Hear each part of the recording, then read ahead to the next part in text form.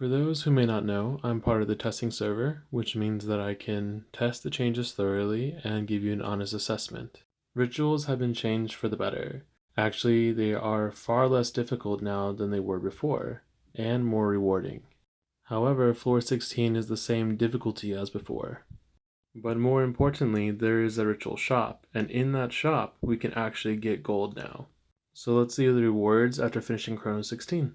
So as you can see on the test server, I'm still a bit slow, but these are the new rewards, and this is the ritual points I was talking about.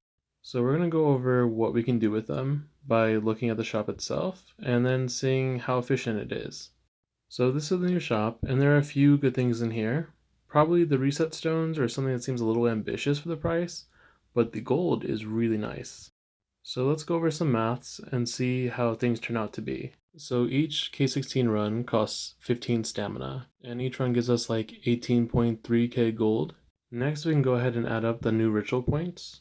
Then we'll consider about how many relics we do sell. Using that's kind of like 2 substat we sell, which ends up being like 25% of our total relics. So we make about 40k gold a run. And after we do 50 exchanges, that goes down to about 30k gold a run. If we consider the stamina efficiency, that's actually way better than what we've been getting up to this point. We even get a few of these points from Expedition, which is a small bonus, but still pretty nice. So now we're going to talk about Sonic Rift. For a lot of players, especially new ones, this is where we're going to spend most of our time. They have finally added gold as part of the rewards for farming this. They've also made the farming easier. So you definitely want to invest in a good farming team for this. I use the team below, and you can find it in my shorts if you have any questions about it. As you can see, we get about 16k gold a run, which is nice to have. Next up, we're going to talk about some of the bounty changes. The changes are actually really good, and we no longer have to go into a stage and do that mission. We can now set it up from here. Now the excess level will increase, meaning the rewards and rarity will increase. And now, by doing bounties, we also get gold and crystal rewards. I put these kind of rewards in the same realm as like Cube, where we can get bonuses and good amounts of gold for just playing the game. Now, more importantly with the changes, bounties are on timers, which puts in the same realm as expeditions, where we can just send out an Esper and pick up the rewards later.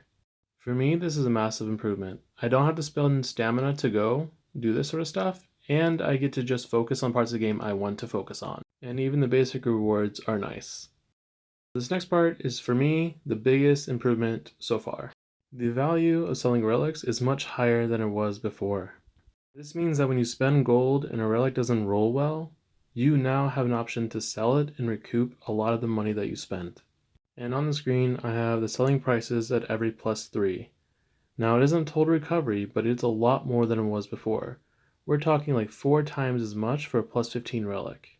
This just makes rolling relics so much less punishing. That's it for about the gold stuff. I'm going to be talking about some of the new Espers and events. So to get Chiron, you can participate in the championship, which is the same as the old Sobek event, so a lot of you should know what that's kind of like. As the event continues and I'm able to get Chiron, I'll be doing a video about him to do some testing. After that, we have a voting on a new Esper that we like to see. I do have some thoughts about this. Personally, I like Embla's design much better, but her typing is just too common. And although I don't like Pan as much, he's a much rarer type, and I'll kind of show you what I mean. If we look at the Inferno fighters, we actually have 6 legendary Inferno fighters, and that's a bit much. Even they have niches at this point. Meanwhile, if we look at the flow supports, there are only 2 legendary flow supports. Both are underappreciated or underused. And I'd rather have some diversity here, or a support I can use for Chronos. I hope that you're looking forward to the changes as much as I am. Thank you for watching.